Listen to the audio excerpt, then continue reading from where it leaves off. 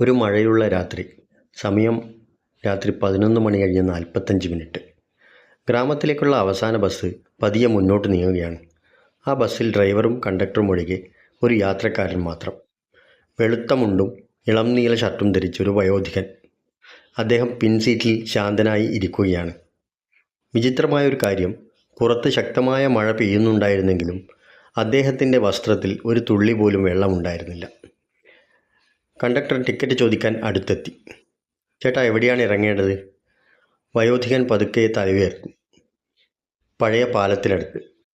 Conductor ഒരു നിമിഷം മിണ്ടാതെ നിന്നു. ആ സ്റ്റോപ്പിൽ വർഷങ്ങളായി ആരും ഇറങ്ങാറില്ല. അവിടെ വീടുകളില്ല, ആളുകളില്ല, വെറും ഇരുട്ട് മാത്രം.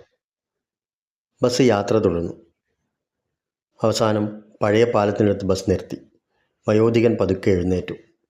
ഇറങ്ങുന്നതിന് മുന്നേ കണ്ടക്ടറുടെ കണ്ണിലേക്ക് നോക്കി പറഞ്ഞു, മകനെ, വീട്ടിലുള്ളവരെ വിളിക്കാൻ സമയം കണ്ടെത്തണം.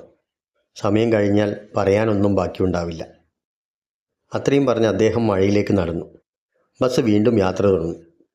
5 മിനിറ്റ് കഴിഞ്ഞപ്പോൾ പിൻസീറ്റിലൊരു പഴയ തുണിസഞ്ചി കണ്ടക്ടറുടെ ശ്രദ്ധയിൽപ്പെട്ടു. അയ്യോ, ആ ചേട്ടൻ്റെ ബാഗ്. ഡ്രൈവർ ഉടനെ ബസ് തിരികെ പാലത്തിനടുത്തേക്ക് കൊണ്ടുപോയി. പക്ഷേ അവിടെ ആരും ഉണ്ടായില്ല. മഴയിൽ ഒരു കാലടിപ്പാട് പോലുമില്ല. കണ്ടക്ടർ ബാഗ് തുറന്നു. അതിനുള്ളിലൊരു പഴയ ബ്ലാക്ക് ആൻഡ് വൈറ്റ് ഫോട്ടോ.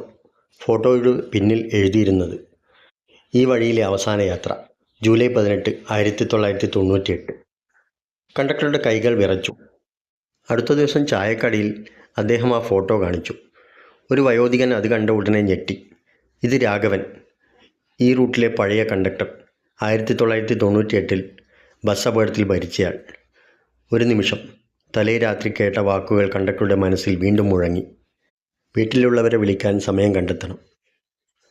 ആ ദിവസത്തിന് ശേഷം ഒരു ദിവസം പോലും വീട്ടിലേക്ക് വിളിക്കാതെ അദ്ദേഹം ഉറങ്ങിയിട്ടില്ല.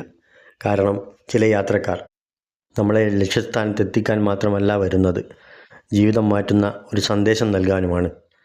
ആ മഴയുള്ള രാത്രിയിൽ അവസാന ബസ്സിൽ കയറിയത് ഒരു മനുഷ്യനായിരുന്നോ, അല്ലെങ്കിൽ ഒരു ഓർമ്മയോ? ഈ കഥ നിങ്ങൾക്ക് ഇഷ്ടമായെങ്കിൽ ലൈക്ക് ചെയ്യുമല്ലോ. കൂടാതെ ചാനൽ ഫോളോ ചെയ്യുക. ഇതുപോലുള്ള കൂടുതൽ കഥകളുമായി വീണ്ടും കാണാം. താങ്ക്